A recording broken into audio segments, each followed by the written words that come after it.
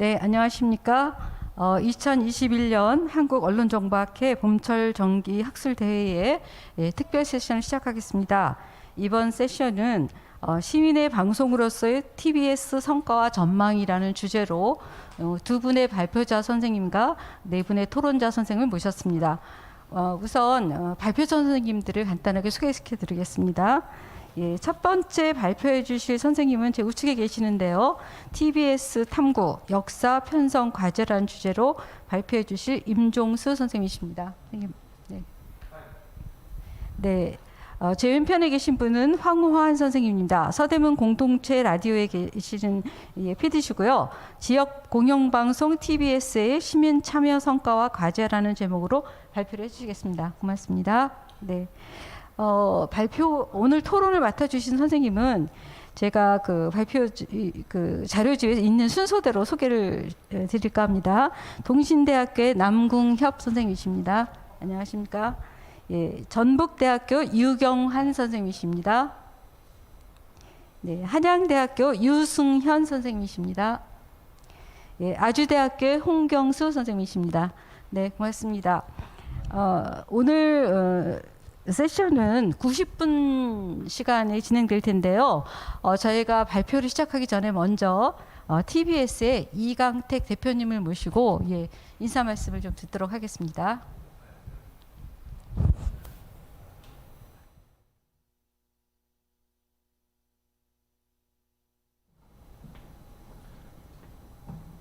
예, 반갑습니다.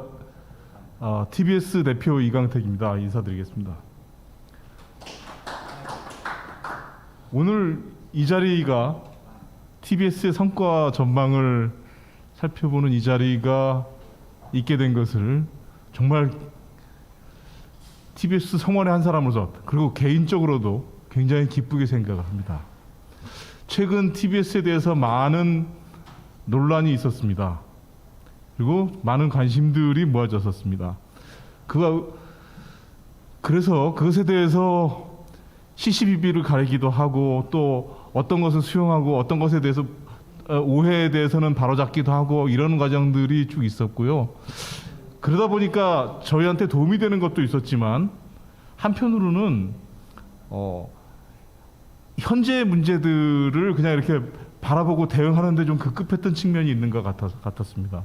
그래서 그것이 어떻게 보면 TBS가 어떻게 시청자들께 그리고 시민 여러분께 더 다가가고 또 보다 사회적으로도 유의미한 책무들을 갖다가 더 잘하게 될 거고 더 나아가서 단기적인 전망을 어떻게 세울지 이런 부분들에 대해서 좀 시야가 상대적으로 좀 좁아진 경향이 있었다. 그래서 상상력이 좀 이렇게 제한된 측면이 있었다라고 생각하는데요.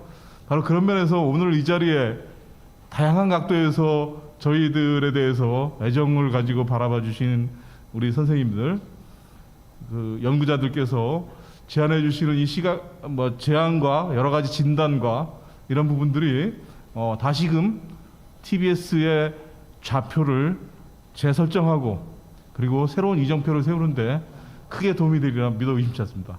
다시 한번 이 자리를 갖게 해주신 언론정보학회에 감사를 드리면서 제 말씀 마치겠습니다. 고맙습니다.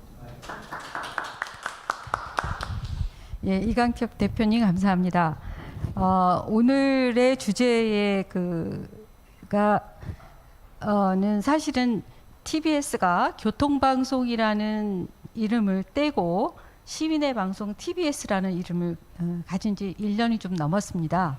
그래서 오늘 발표할 주제, 또 오늘 이 세션이 마련된 주된 목표는 TBS가 시민의 방송으로서 앞으로 어떤 방송을 해나가야 될 것인가, 어떤 과제를 갖고 있는가를 진지하게 논의하는 자리가 될 것입니다. 오늘 발표자 두 분 선생님은 한 분, 첫 번째 발표하신 임종수 선생님께서는 좀 더 거시적인 시각으로 서울이라는 공간과 시민이라는 주체를 가지고 우리가 어떻게 시민의 방송을 어떻게 만들어갈 것이냐에 대한 것을 역사적인 시각에서 요즘 말로 하자면 플랫폼과 콘텐츠에 대한 과제를 말씀해 주시고요. 예. 두 번째 발표자인 황우환 선생님께서는 그렇다면은 TBS의 시민은 누구냐? 시민이 만드는 방송, 시민이 주체가 되는 방송, 시민의 방송이라 할 때 시민은 방송에 어떻게 참여하고 어떻게 주체가 될 수 있는가에 대한 부분을 중심으로 발표를 해주시겠습니다. 그 다음에 이 발표에 대한 내용들을 토론을 하게 되겠는데요. 발표 시간은 사전에 좀 부탁드린 대로 15분 정도 내외로 부탁을 드리고요. 토론자 선생님께서는 7분에서 8분 정도로 토론을 준비해 주시면 좋겠습니다. 희망컨대 이 시간들이 잘 준수돼서 한 번 더 질의와 응답을 진행할 수 있으면 좋겠습니다. 그러면 첫 번째 발표자 선생님 시작해 주세요.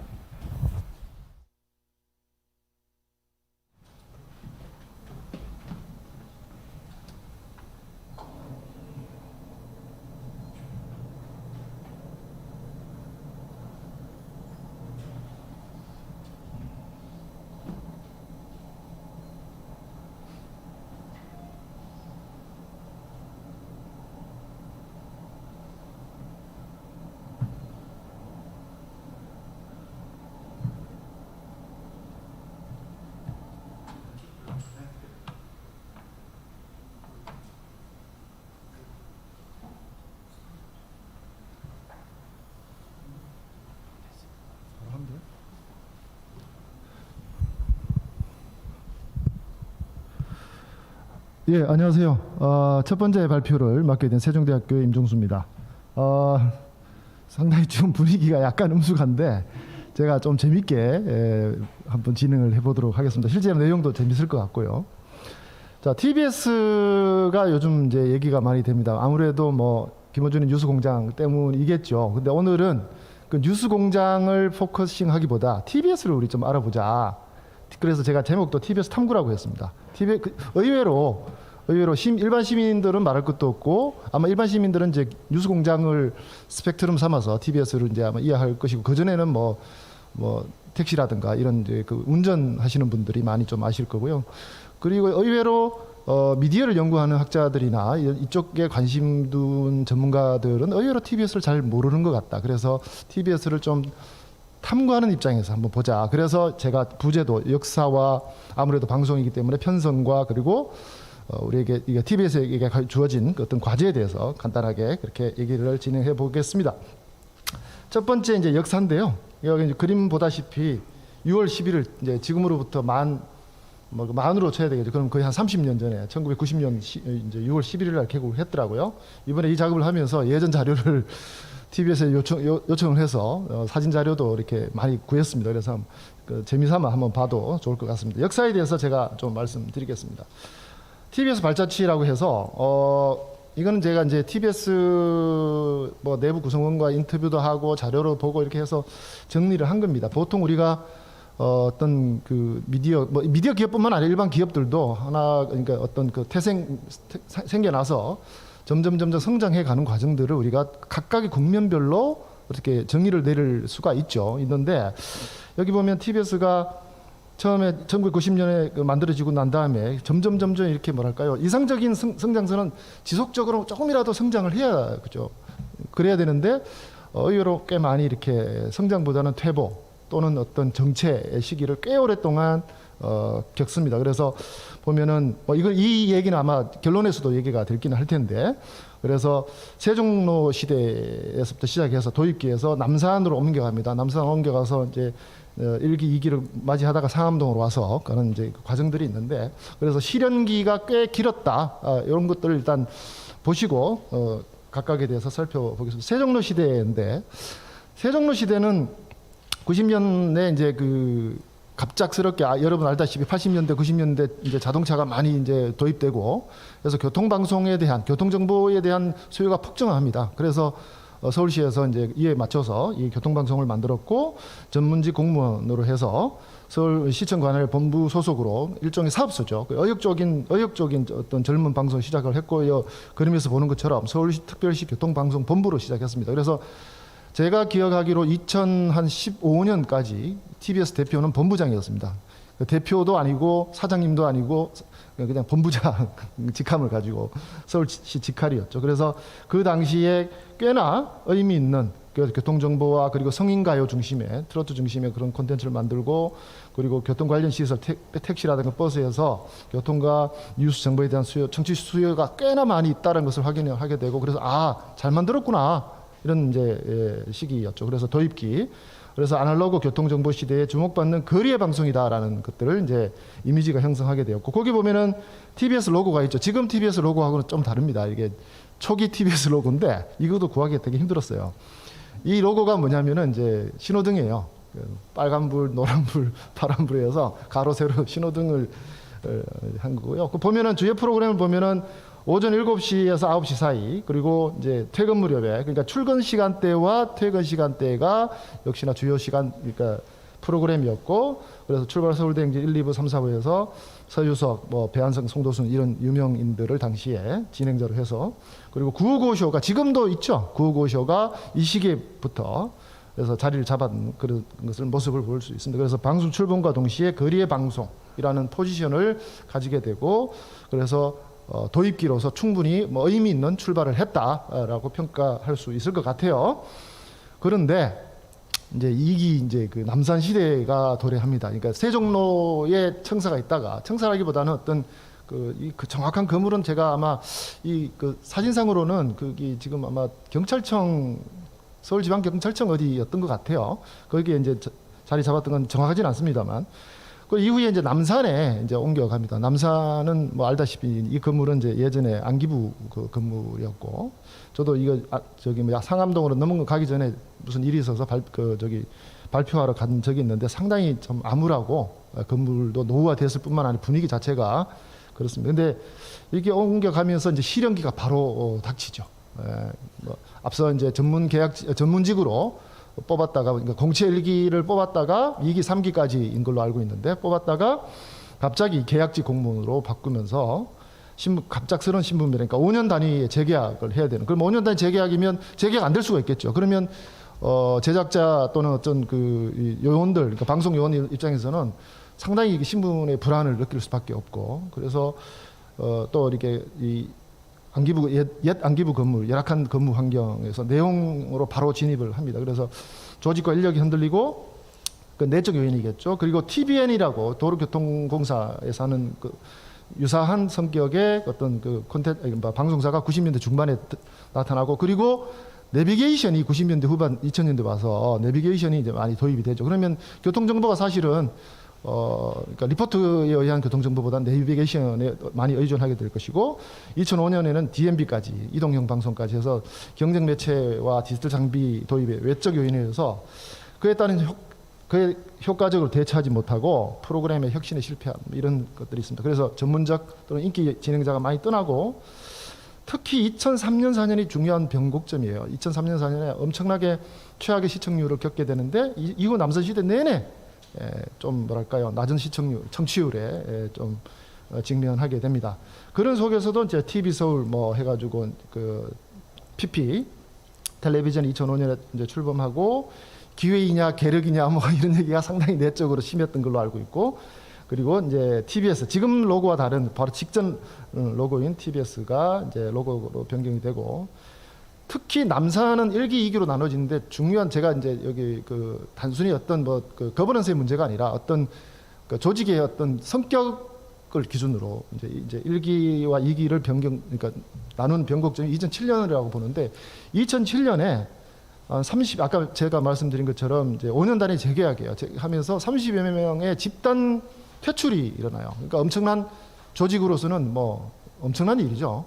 그래서 조직 응집력이 와해가 되고, 그래서 이제 초반에 이 방송 전문직들 이후에 계속 계약직들이 대단히 엷은 층의 계약직들이 이어가는, 그래서 조직이 흔들리고, 그래서 실현기라고 볼 수가 있죠. 급격한 내부 도전으로 총체적 위기를 겪는 실현기가 바로 닥칩니다. 이 실현기가 끝났는가 싶었는데 또 더 깊은 수렁에 빠지는, 그게 바로 남산 시대 2기입니다. 2007년, 그러니까 아까 앞서 말씀드린 30여 명 집단 퇴출 이후에 의욕이 상실하고, 특히나 2007년 이후인데, 그럼 2007년, 8년, 9년 이렇게 되겠죠. 서울시의 정책 홍보 미디어로 내적으로도 그런 얘기를 많이 하고 외적으로도 그런 얘기를 많이 합니다. 특히 내적으로 상당히 그런 얘기를 많이 합니다. 그래서 이게 뭐 매체가 정책 홍보 매체냐? 그는 쉽게 말해서 우리가 방송국이잖아요. 방송국이라는 전통은 하나의 국가기관으로서 하나의 국처럼 그렇게 이제 불렀던 어떤 전통 뭐 관행이 있었는데 그런 것처럼 하나의 그 서울시 정책 홍보를 대신하는 방송국으로 전락하는. 그 다음에 최악의 청취율이 여전히 지속되고 있고 그런 어떤 힘든 시기. 그런데 이 시기에 우리가 이제 가장 밑바닥이라고 생각했을 때 뭔가 새로운 희망이 좀 생겨나죠. 정체성 고민이 이제 이 시기에 서서히 나타납니다. 그래서 교통정보 독점이 이제 사실상 사라지고 그러면 우리는 어떻게 살아가야 할 것인가? 그래서 2010년경부터 자생적으로 시민의 방송이라는 말을 이제 서서히 하기 시작해요. 상당히 이거는 중요한 포인트 같아요. 그리고 2012년 무렵에는 편성 규약이라든가 방송 기획이라든가 전문성을 모색하고 그러니까 내적으로 뭔가 에너지를 조금씩 모아가는 시기죠. 그러면서 동시에 앞서 남산 시대가 워낙 그 노후화가 심하기 때문에 더 이상 거기에서는 어떤 성장을 예측할 수, 그러니까 기대할 수 없다. 그래서 좀 사옥을 옮겨야 된다라는 이제 내적인 그래서 이 정체성과 그리고 그 시민의 방송이라는 정체성 그리고 사옥 이전이라는 어떤 내적 아젠다가 만들어지고 그리고 거기에 대해서 법인화에 대한 요구도 서서히 만들어지기 시작합니다. 이때가 바로 계속되는 실현 속에서 방송사의 돌파구를 찾아가는 모색기라고 볼 수가 있죠. 그래서 초기 도입기와 바로 곧바른 실현기 속에서 계속되는 실현 속에서 그나마 좀 뭔가를 새롭게 모색해보는 그런 시기가 그 시기 이후에 알다시피 2016년에 상암동으로 이제 이전을 하게 됩니다. 이 시기를 2019년까지 해서 좀 비교적 짧은 시기이긴 합니다만 이 시기로 저는 전환기라고 봅니다. 신사옥으로 이전하게 되고 2016 신사옥 이전과 거의 비슷한 시기에 뉴스공장이 이때 나타나죠. 나타나서 라디오 청취율이라든가 주목도를 이제 뒤에 이제 분석을 해드리겠습니다만 매출이라든가 이게 급성장을 합니다. 아주 TBS로서는 뭐 천군만마를 얻었다고는 할까요? 그래서 세상에 TBS가 있다라는 것을 이제 그 세상에 알리게 되는 전환기죠. 아주 거의 한 20년 동안 암울한 시기를 벗어날 수 있는 전환기였다라고 볼 수가 있고 그렇지만 외부에서 주어진 성과다라는 또 판단 비평도 있습니다. 그래서 방송사 출신의 대표 유명인이 견인하는 프로그램 뭐 이런 비평도 있습니다. 그리고 또 하나가 세 가지 방송 서비스, 즉 TV와 FM, TV, EFM의 방향성을 어떻게 통일시킬 거냐. 앞서 시민의 방송이라고 말했는데 이걸 어떻게 좀 제대로 정체성을 구축해낼 거냐. 그것은 그런 방향성 정립의 필요성도 여전히 제기가 되고 있고 더욱이 그러려면 또 비즈니스 모델이라든가 수익이라든가 이런 것들을 새롭게 정립을 해야 되겠죠. 그래서 이 시기를 갑작스러운 성과를 냈지만 조직의 질적 성장을 받는 전환기라고 볼 수가 있습니다. 그 다음이 이제 2020년 지난해부터 지금 현재까지가 저는 이게 이제 상암동 이익인데 도약기일 수도 있고 도전기일 수도 있다라는 저는 생각을 합니다. 상황에 따라서는 도약기고 지금 분명히 도약기인 것만은 사실인 것 같아요. 근데 또 상황에 따라서는 새로운 도전을 받아야 되는 시기다. 이 시기가 바로 이제 서울특별시 미디어재단 TBS가 서울특별시로부터 완전히 독립한 것은 아니지만 그래도 서울시 직영사업소에서 뭐 독립이라는 말을 써도 되겠죠. 그래서 미디어재단 TBS가 출범이 되고 그래서 서울시 출연기관으로 출범하게 됩니다. 2020년 지난해 이제 2월달에 하게 되고 슬로건으로서 시민의 눈으로 한 걸음 더라는 것을 채택하게 되고 그렇지만 여전히 또 서울시의 영향력 문제가 잔존하게 되죠. 여기 보시는 것처럼 TBS의 새로운 슬로건을 모집했더니 시민들은 다 야 우리 시민을 좀 담아달라 좀 담아줘. 그래서 시민의 방송이라는 말을 이제 아마 가장 먼저 쓴 것 같습니다. 그리고 대표 프로그램은 보시다시피 김어준의 뉴스공장 그리고 TV에서는 이제 TV가 이제 서서히 좀 뭐랄까 주목받기 시작하는 거죠. 이게 요건 편성 분석 제가 더 하겠습니다. 더룸이라는 것. 그래서 법인화를 이뤄냈지만 방송 독립 및 전문화를 이제 구축해야 되는 도약기 또는 도전기가 되지 않을까라는 생각을 해 봅니다. 뭐 조직 편제는 이제 요거는 법인화 전이고요. 법인화 이후에 지금 현재 5개 본부로 돼 있고요. 뭐 요거는 뭐 간단하게 보고 그냥 넘어가겠습니다. 이렇다라는 것이고요. 그래서 역사를 짧게 소개를 내보면 계약직 잔혹사 시대가 꽤나 TBS를 지배했다. 남산 시대 특히. 그래서 이게 이제 전문적인 그 학술적 용어는 아니지만 좀 재밌게 풀었으면 널공의 지배하에서 실험과 비전과 창의를 방송사라면 반드시 이게 세 개가 있어야 되거든요. 그것을 박탈당했다고 할까요? 아니면 크게 그것을 뿜어내지 못한 그런 방송 운영이 있었고 서울시 정책에 따라서 부침이 대단히 심한 방송 조직이었고 그리고 위원회 통제가 좀 있었던 것 같다. 서울시가 TBS 직접 규제 통제를 하지 못하다 보니까 편성위원회라는 어떤 모호한 어떤 거버넌스 그런 것들이 있었던 것 같아요. 어쨌든 계약직 잔혹사로 인해서 대단히 오랜 시간 동안 뭔가 방송사로서 정체성을 형성하지 못했던 것으로 이제 그러니까 결론 내려줄 수 있고 그 다음에 독립법인 상암시대에 독립법인화를 했는데 여기 보면은 뭐 일반 직화하고 새롭게 경력직을 도입하고 그죠 이렇게 해서 제작 관행의 편성 이렇게 했는데 문제는 편성 중심적인 제작보다는 매뉴얼식 그러니까 마치 외주 제작사가 자 이거 만들어 주세요 그러면 그냥 만들고 끝나는 그러니까 뭔가 영혼과 어떤 정체성을 가지고 지금 시민의 방송이라고 분명히 그 구호는 그렇게 담았지만 실질적으로 편성으로 제대로 구현되었는가라는 부분에 대해서는 저 의문을 조금 표할 수밖에 없는 그런 게 있습니다.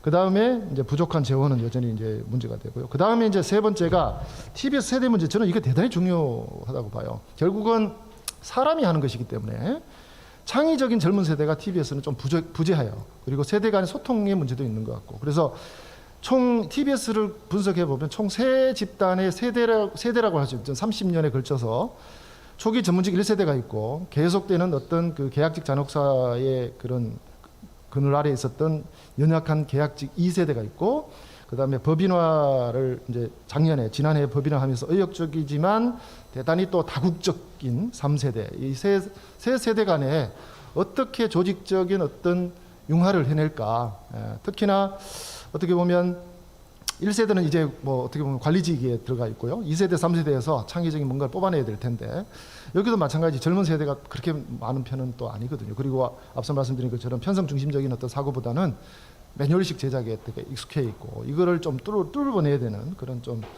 상황이 있습니다.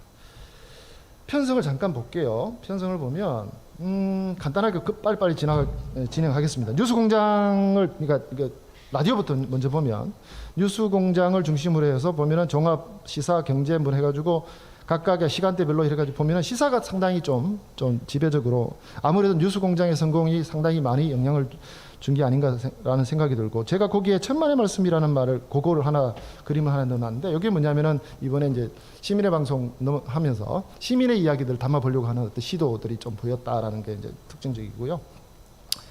그 다음에 편성 성과를 보면 꽤 괜찮습니다. 제가 그 라디오만 보면 TBS는 적어도 전체 지상파 라디오 또는 다른 어떤 기존의 다른 라디오 방송 CBS라든가 이런 걸과 비교해 보면 그렇게 뭐 이렇게 퍼포먼스가 낮은 그 방송사는 아니에요. 그래서 중상위권이고 적어도 뉴스공장 같은 경우는 압도적 1위죠. 그래서 그리고 재밌게도 주중과 주말이 있는데 다른 방송사는 주말이 조금 더 오히려 더 퍼포먼스가 좋은 경우가 있는데 TBS는 뉴스공장 때문인지 몰라도 주중이 더 그죠? 주중 주말보다 퍼포먼스가 좋고 그리고 여성보다는 남성인 것 같고 특징을 보면 그렇습니다. 그리고 40대와 50대 그럼 40대 50대 주중에 남성 이렇게 되겠죠.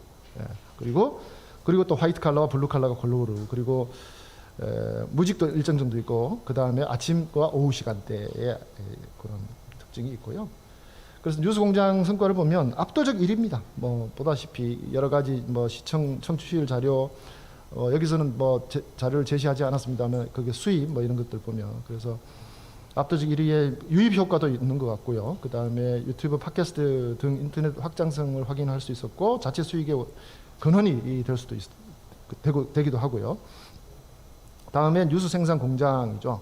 사회적 아젠다를 만들어내는데 상당히 성공하고 있고 또 하나가 뒤에 이제 설명이 나옵니다만 장르 확장에 뉴스 공장이 상당한 기여를 좀 한 것 같습니다. 라디오나 TV에 시사 장르의 원점으로서의 역할을 한 것 같고 습관적 소비를 TBS를 소비하는 사람의 습관적 소비를 출발점이 되었다는 거죠. 그래서 그래서 라디오의 편성 흐름을 보면 시간 리듬이 있는 것 같아요. 아침 시간대, 앞서 맨 처음부터 그랬죠. 아침 출근 시간대와 퇴근 시간대. 그래서 1990년대 출발 대행진과 비교해 보면, 그러니까 뉴스 여기에서 이제 그 청취율 기준으로 보면 중간에 허리케인 라디오 뭐 이런 것들이 들어가면서 나름 시사와 그리고 종합 그리고 뭐 라디오 예능 이런 것들이 좀 TBS 다운 흐름을 이제 만들어내고 있다. 계획된 흐름이죠. 이렇게 흘러가고 있다. 근데 이제 18시 이후에는 사실 크게 특히 19시 넘어가면 갑작스럽게 이렇게 확 죽는 그런 특징이 있습니다만 적어도 7시에서 아침 7시에서 퇴근 시간까지는 나름의 흐름이 있더라. TV를 좀 보죠. 더룸부터 해서 뭐 정준 해시태그 벙커 쭉 있는데 보면 제가 거기에 몇 회 이렇게 적혀요. 4회, 5회, 4회 대부분 4회죠. 이게 뭐냐면 하루에 더룸이 4번 방송돼요. 하루에 정준의 해시태그가 4번 방송돼요. 그러니까 반복 편성이죠. 이거 저도 이거 보고 깜짝 놀랐어요. 아, 이게 TBS가 제작비가 참 없구나. 예? 하나 만든 거 또 하고 4번. 아침 일찍 하고 점심 전에 한번 하고 오후에 하고 저녁에 하고 이런 식으로. 그래서 이게 참 안타깝다라는 생각이 들고요. 그래서 낮은 제작비와 빈약한 오리지널과 그리고 말씀드린 반복 편성 그러면서 넓은 시민 서울의 흐름이 좀 TBS는 좀 보여지는 것 같습니다. 그래서 그러면서도 앞서 제가 말씀드렸는데 장르 확장이 좀 있는 것 같아요. 그래서 뉴스공장이 2016년 9월달 만들어지고 뉴스공장이 라디오 TV 동시 편성이 됐다가 뉴스공장 외전 더룸이 만들어지고 그리고 더룸이 골방 라이브라는 더룸 스피노프가 생겨나고 그 중에 그 뉴스 외전이 뉴스 외전의 메인이 더룸이 이제 데일리로 저녁 시간대에 정착해 가는 과정이 상당히 흥미롭게. 그래서 이 TV에서 어떤 그 TBS의 시사가 저녁 시사가 이 김어준의 뉴스공장이라는 것을 원점으로 해서 서서히 이렇게 스스로 장르 확장을 해가는 것을 재밌게 볼 수가 있습니다. 그런 점에서 저는 흔히들 뭐 김어준 본인도 뭐 나는 시사 요정이다라고 얘기하는데 시사 요정이라기보다는 전문적인 용어로는 시사 쇼러너다. 쇼러너가 뭐냐면은 우리가 이제 PD 뭐 이런 기자 이런 게 있는데 좀 더 전문적인 자기의 제작 문법이 있고 자기 어떤 뷰가 있는 어떤 그런 콘텐츠를 제작하는 그런 예컨대 나영석 PD라든가 뭐 예능에 뭐 이런 사람들을 우리가 또는 김은희 작가 같은 이런 사람들이 쇼러너겠죠. 그래서 스크립트라든가 캐스팅이라든가 뭐 의상이라든가 뭐 프로덕션 디자인이라든가 그리고 이제 심지어 예산까지 어느 정도 그 뭐 책임과 어떤 권한을 가진 그런 쇼러너인데 제가 볼 때는 그래서 김어준 같은 사람은 이제 시사 쇼러너죠. 그 힘이 지금 TV 편성에까지 어느 정도 미치고 있는 것을 확인할 수가 있습니다. 그 다음에 이제부터는 제가 조금 뭐랄까요, 좀 아쉬운 점 이런 것들을 좀 얘기해야 되는데 이제 공간으로서의 서울 장소로서의 서울이 좀 필요한 게 아닌가라는 생각을 합니다. 그러니까 신박한 벙커라든가 흔적이라든가 시민 영상 특이점 이런 걸 보면 이게 TBS가 시민이라는 것들을 중심으로 해서 어느 정도 성공을 하고 있어요. 그리고 이제 김어준의 뉴스공장을 우리가 포지션을 어떻게 해야 될까? 그냥 단순히 KBS, MBC, SBS 같은 지상파에서 하는 거랑 똑같은가? 이런 것들을 이제 고민을 해봤는데 저는 이 TBS가 그 시민 외에 결국 출발점이 서울이기 때문에 또 수도권이기 때문에 이 공간성과 장소성이 좀 중요하다. 그러니까 공간과 장소가 좀 뭐 그게 아니냐라고 생각하는데 사실은 좀 다르죠. 공간은 추상적이고 물리적이고 기능적이에요. 그러니까 공간은 서울이라는 공간이 있습니다. 서울은 어떤 공간적으로는 예를 들어서 뭐 정치, 경제, 사회, 문화의 중심이죠. 서울이라는 것이 바로 그런 공간적인 거. 근데 그 중에 우리가 체험되는 공간, 그러니까 강남이다, 강북이다, 그죠? 또는 한강이다, 뭐 이런 것들은 실질적으로 장소입니다. 그러니까 장소성의 개념이죠. 그러니까 그러면 김어준의 뉴스공장 같은 경우는 서울이라는 공간으로서 서울에서 충분히 다룰 수 있는. 예를 들어서 TBS가 그 지역 기반이 뭐 예컨대 대구라든가 이거 광주라든가 이렇게 하면은 좀 다를 수 있겠죠. 예. 근데 서울의 대한민국 중심이다 보니까 충분히 그런 다양한 어떤 시사적인 문제들을 다룰 수 있는 어떤 출발점이 될 수 있는 게 아닌가. 그래서 공간성으로서 공간으로서 서울을 대표하는 프로그램일 수 있다라고 저는 생각을 하는데, 문제는 뭐냐면 이 장소적인 어떤 개념에, 그죠? 장소적인 개념에 시민과 접점할 수 있는 장소적인 개념으로서의 편성이 상당히 아쉬운, 그것이 백업이 되면 이 공간으로서의 그런 그 공간적인 공간으로서 서울에서의 개념을 담은 뉴스 공장도 훨씬 더 어떤 뭐랄까 그 백업을 받을 수 있지 않을까라는 생각을 합니다. 이거는 마지막 마무리할 때 좀 더 말씀드리겠습니다. 그래서 편성 분석을 이제 결론을 내면 뉴스 공장의 성공과 포지션의 문제가 있죠. 제가 앞서 말씀드린 어떤 공간의 문제와 연결되는 거고, 그다음 편성 흐름의 문제가 있고, 아침 출근 시간대와 라디오 저녁 시간 시사 시간대의 거점은 TV는 약하긴 합니다만 어느 정도로 마련한 것 같다. 그런데 이제 라디오는 불균형한, 그러니까 뉴스 공장이 워낙 강하니까 그에 비해서 오후 시간대가 조금 불균형한 것 같고, TV는 과도한 반복 편성, 그리고 킬러 콘텐츠가 좀 빈약한 것, 그리고 그 다음에 이제 시민과 서울의 조화가 좀 필요하다. 말씀드린 것처럼 시민 방송과 서울 방송, 그러니까 서울 방송 특히나 장소서, 그러니까 이 장소라는 개념들이 우리가 많이 좀 고민을 해봐야 될 것 같아요. 예를 들어서 제가 최근에 뭐 하나 공부하는 것 중에 하나가, MBC 같은 경우에 오늘은이라는 게 있는데, 그게 김제에 내려가서 PD가 농막을 이렇게 사서 거기에서 그러니까 뭔가 계속 뭘 하는 그런 걸 보여주는데, 평균 그 유튜브에서 이제 하거든요. 근데 그게 평균 그 유튜브 조회수가 한 40만, 50만이 돼요. 예. 그리고 마녀들이라는 것들이 있습니다. 이제 여자 연예인 뭐 해가지고 야구하는 거, 그것도 사실은 그 웨이브 오리지널인데 그걸 시작해서 MBC 본편성까지 가는, 그러니까 메인 레거시에서 이제 그 뉴미디어로 가는 게 아니라 뉴미디어에서 이렇게 레거시로. 자, 그러면 오늘은 같은 그런 김제를 생각해 보면 서울시에, 그죠? 서울시에 곳곳에 그런 것들을 아주 많이 할 필요는 없겠지만, 그 서울시 어떤 특정 장소를 그렇게 서울시를 일종의 스튜디오라고 생각해 본다면 충분히 그런 것들을 기획할 수 있겠죠. 그거는 뒤에서 말씀드리겠습니다만, 그러니까 뉴미디어 사업이 지금 없는 거예요. 뉴미디어 사업에서 계속 그런 것들을 하면서 그 중에 성공적인 것들을 자꾸 TV로 가져가는, 앞서 김어준의 뉴스 공장이 라디오에서 한 것을 이제 TV에서 가져가긴 했는데, 그런 시도는 결국 어디서 출발하느냐? 장소로서의 서울이라는 거죠. 서울 방송, 공간의 문제, 장소의 문제. 그래서 장소로서의 서울 이미지가 부재한 것이 좀 짚어질 수 있고, 그 다음에 시청취층 확장의 문제가 좀 있는 것 같아요. 앞서 본 것처럼 40, 50대 아저씨들, 남성, 여성층, 그리고 젊은 층이 좀 있고요. 확장해야 되는 문제가 있고, 그 다음에 제작 관행, 뭐 제작비의 문제. 이건 마지막 결론 때 더 말씀드리겠습니다.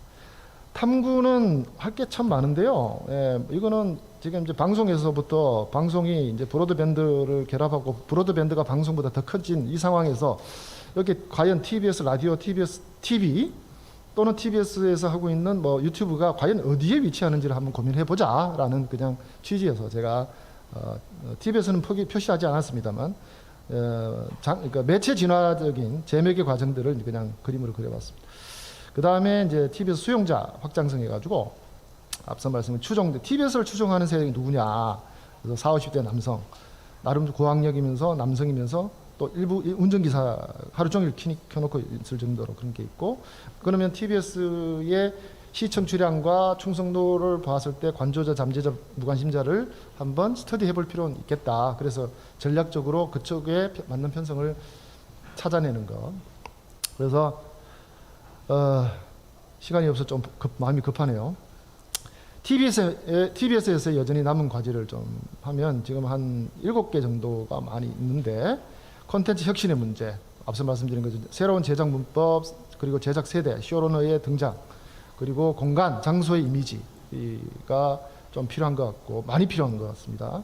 수용자 확장의 문제, 앞서 말씀드렸죠. 그리고 상업 광고가 제도화되어야 되는 문제가 있고, 이거는 TBS의 과제이면서 동시에 방통위의 과제이기도 한 것 같습니다.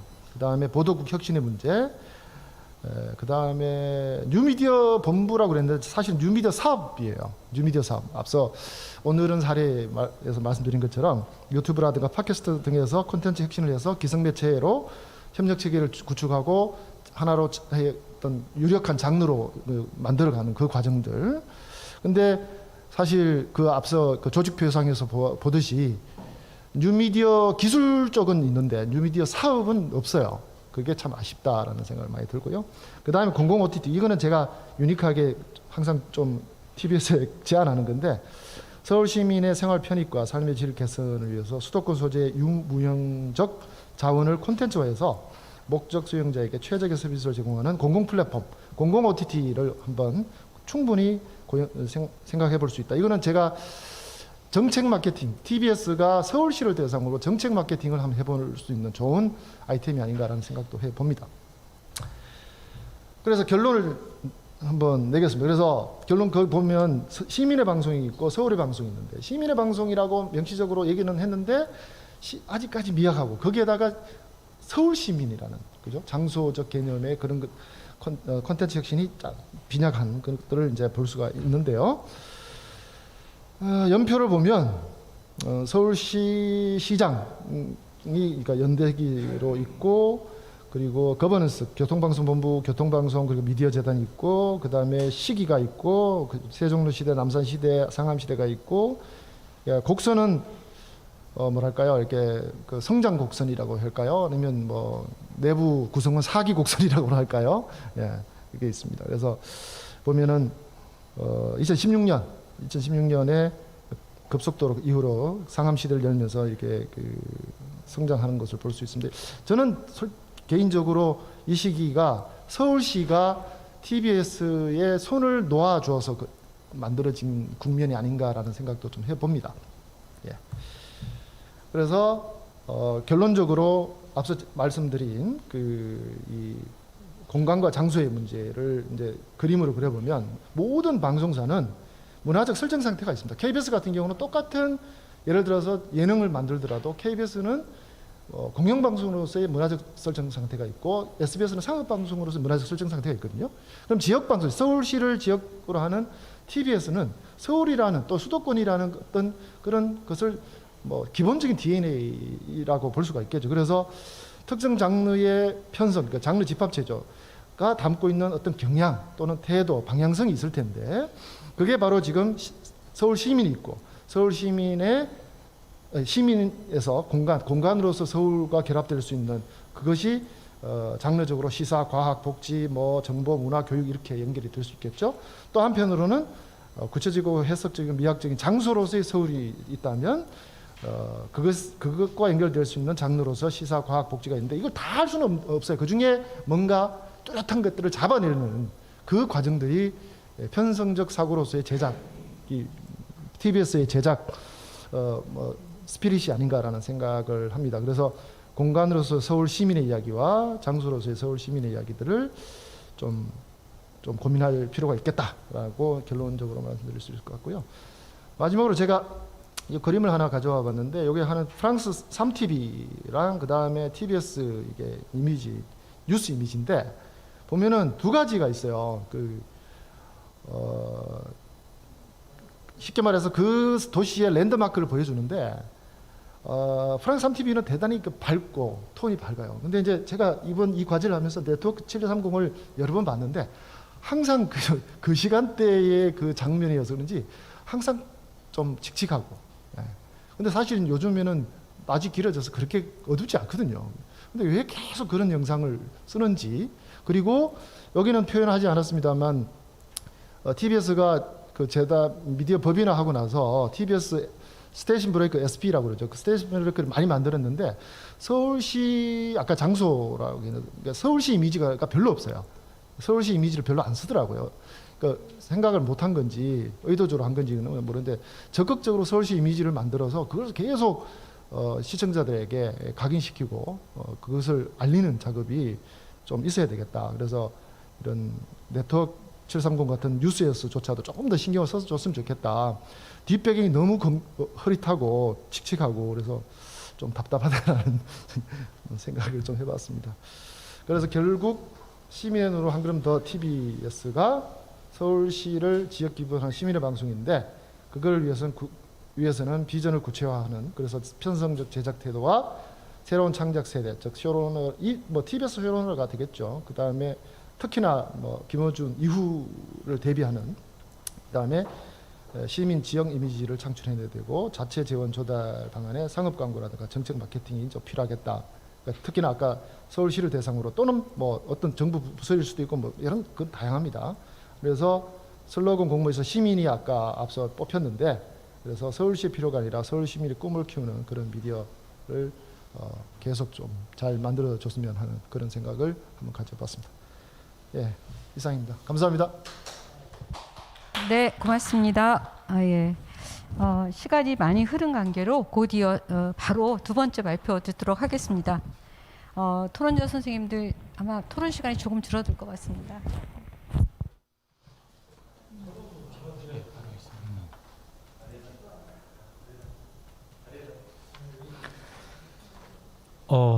네, 저는 서대문 007 라디오의 황원이라고 하고요. 굉장히 짧게 하겠습니다. 예, 아까 전 시간에도 다른 세션을 봤는데 제가 길게 버리면은 여기 광주까지 오셨는데 다른 선생님들이 진짜 5분 발언하고 가시더라고요.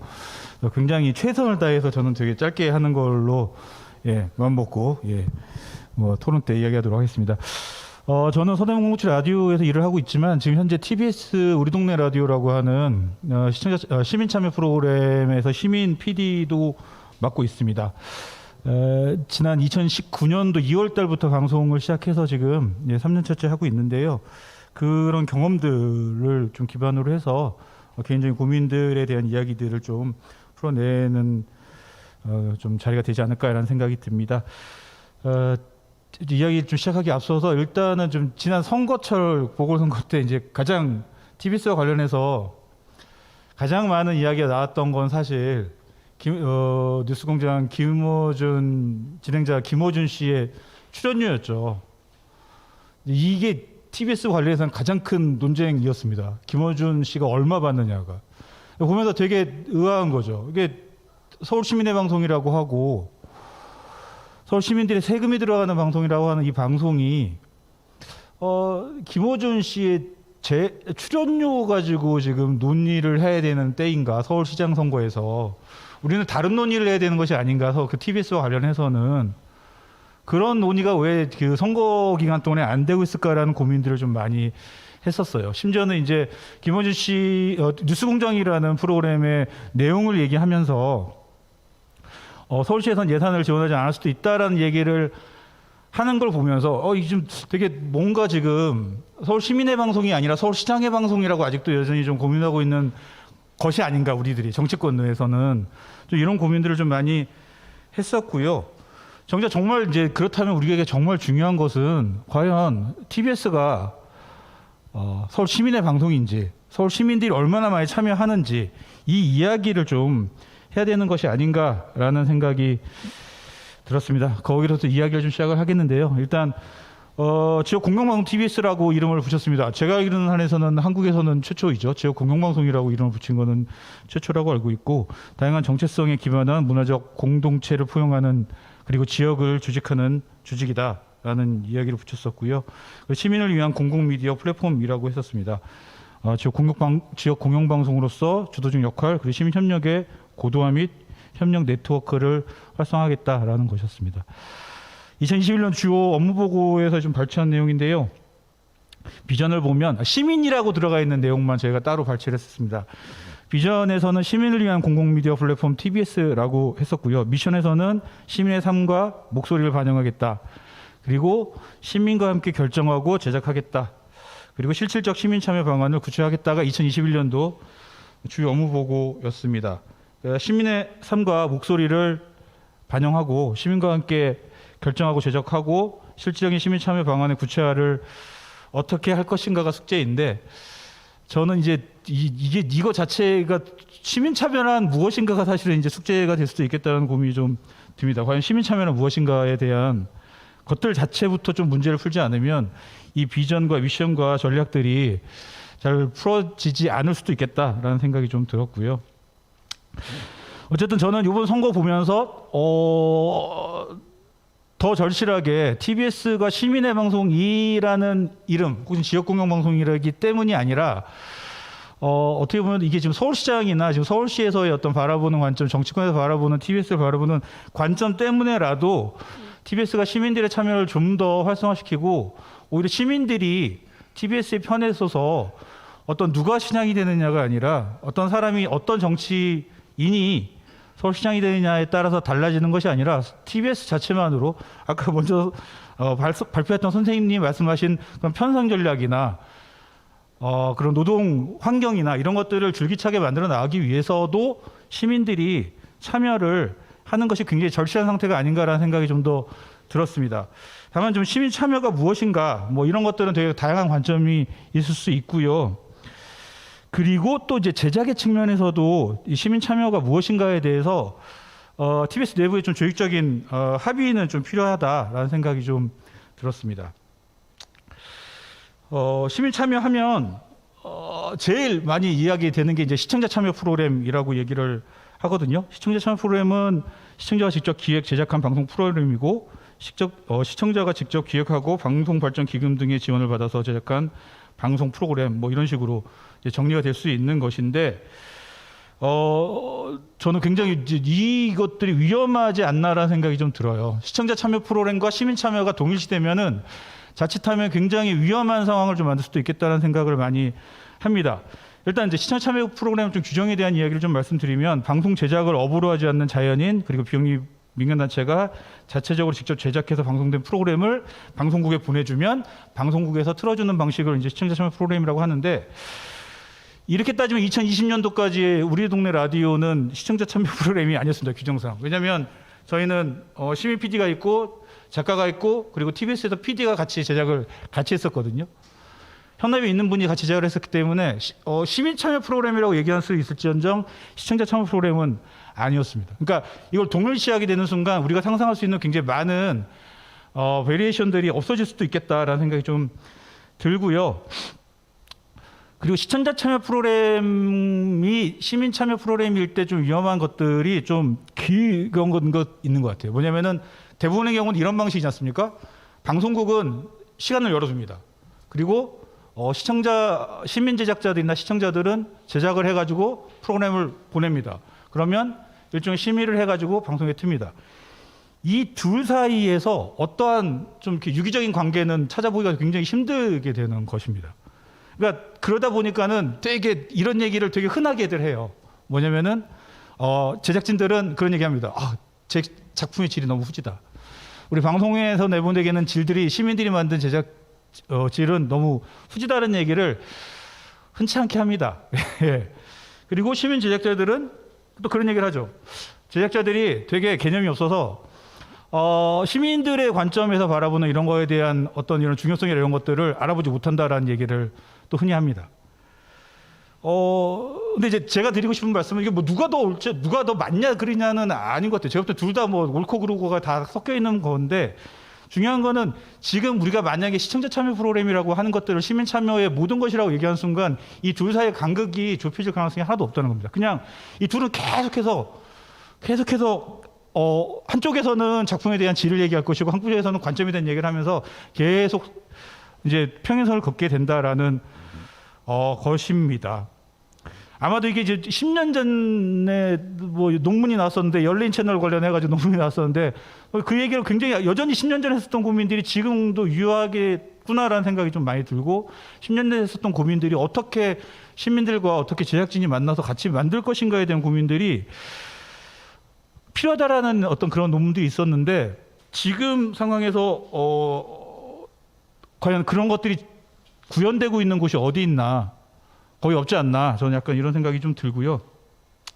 다만 이제 TBS는 좀 다르지 않나라는 생각이 들어서 이제 TBS의 이제 시민 참여 성과 과제 뭐 이 얘기를 좀 더 이제 본격적으로 들어야 될 것 같아요. 그러니까 기존의 시민 참여를 시청자 참여 프로그램과 동일시했을 때 생겼던 문제들을 해결하기 위해서 어쨌든 TBS는 2019년도에 TV 쪽에서는 심영상 특이점 그리고 라디오에서는 우리 동네 라디오라고 하는 프로그램들을 런칭을 했었죠.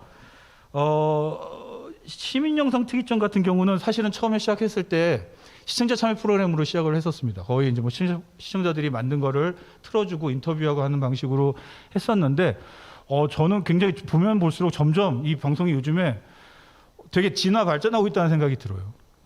그러니까 되게 이 프로그램 같은 걸 제작할 때 굉장히 문제 중에 하나가 시민들이 제작 역량이 떨어진다는 사실인 건데 이걸 어떻게 극복할 것인가에 대해서 시민영상 특이점 제작진들이 굉장히 고민을 많이 하고 있다는 생각이 요즘 많이 듭니다.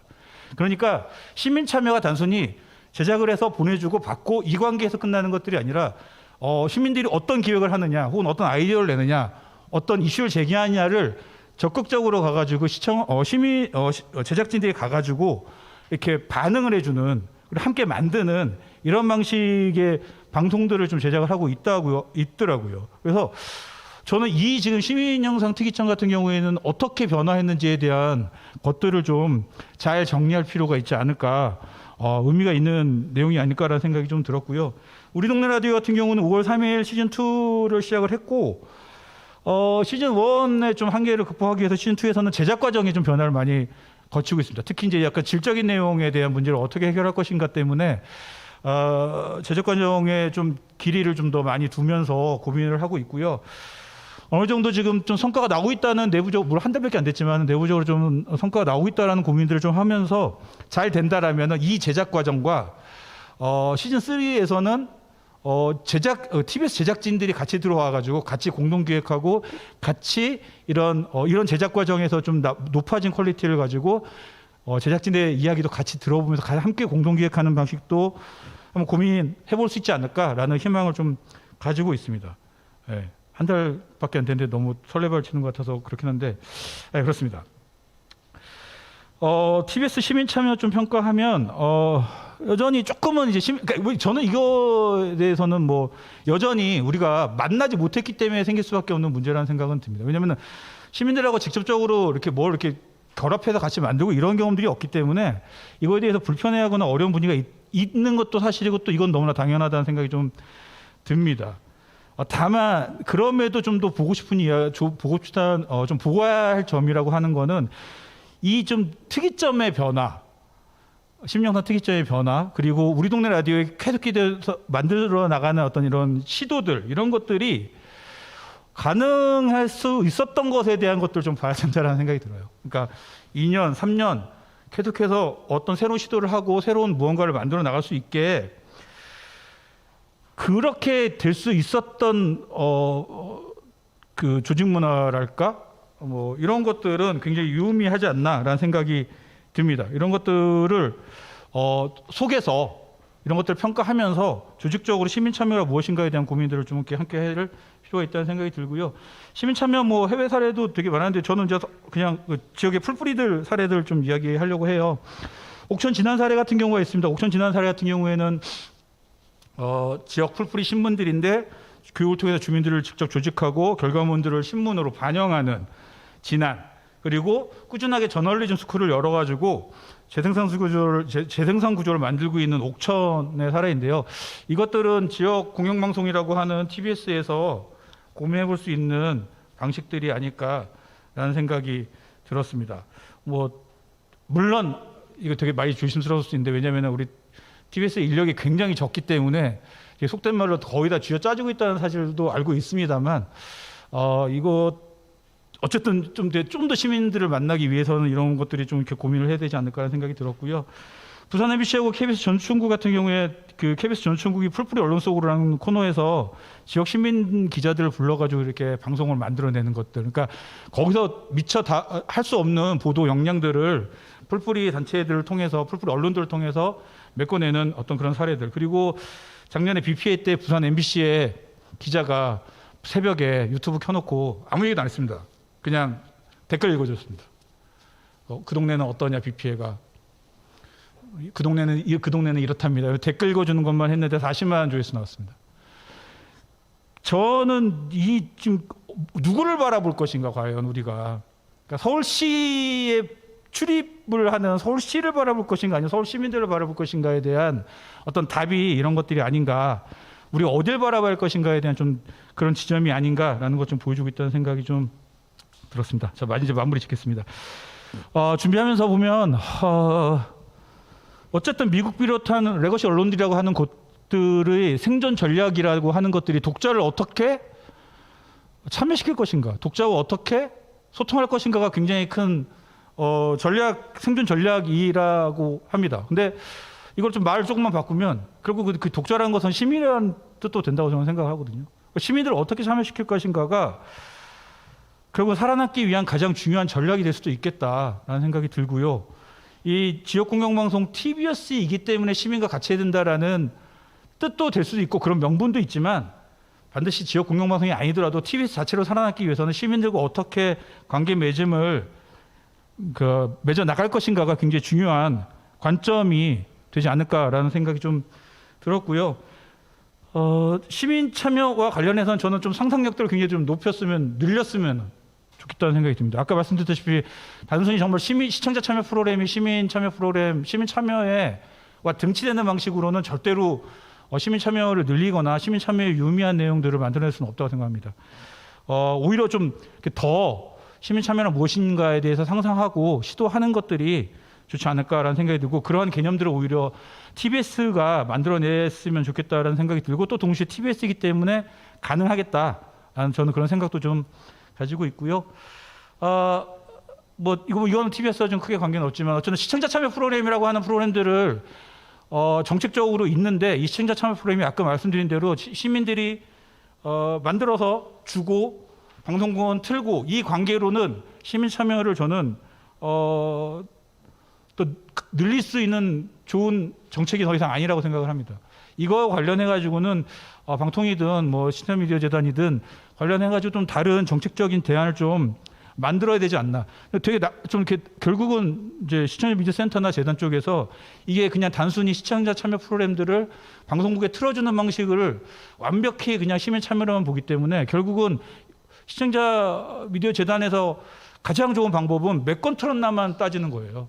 시민들이 어떻게 참여했나, 아니 시민들이 어떤 방식으로 이야기를 할 수 있나 이런 권리를 더 이렇게 신장시키는 방식이 아니라 그냥 몇 건 참여했나. 이런 방식으로 과연 되는 것이 맞겠나라는 고민들이 들었고요. 정말 마지막으로 마무리한다면은 어쨌든 제작진하고 시민 제작진 뭐 등등등이 계속 만날 수 있는 길을 좀 찾는 게 좋겠다라는 생각이 듭니다. 그게 설령 처음에 오해 때문에 만나더라도 저는 만나면서 오해를 풀고 서로 이해를 하게 되고 같이 협업하다 보면 훨씬 더 좋은 시민 참여의 방법들을 우리가 좀 찾을 수 있지 않을까 약간 이런 생각이 들었습니다. 자, 이상 마치도록 하겠습니다. 감사합니다. 네, 고맙습니다, 선생님. 시민의 참여가 그저 명분이나 관념이 아니라 살아남기 위한 가장 중요한 전략이다라는 말씀이 저도 가장 공감이 되는 대목이었습니다. 오늘 토론 순서는 이제 남궁혁 선생님, 유경원 선생님 이렇게 저희 자료집에 있는 순서대로 하겠습니다. 네, 선생님 시간을 저희가 보니까 6시에 총회를 해서 그냥 10분을 더 쓴다고 생각하고 너무 서두르지 말고 하셔도 괜찮다고 생각합니다. 네, 하실 말씀 하고 가셔야죠. 모처럼의 기회인데. 네, 선생님. 자, 시작하면 되나요?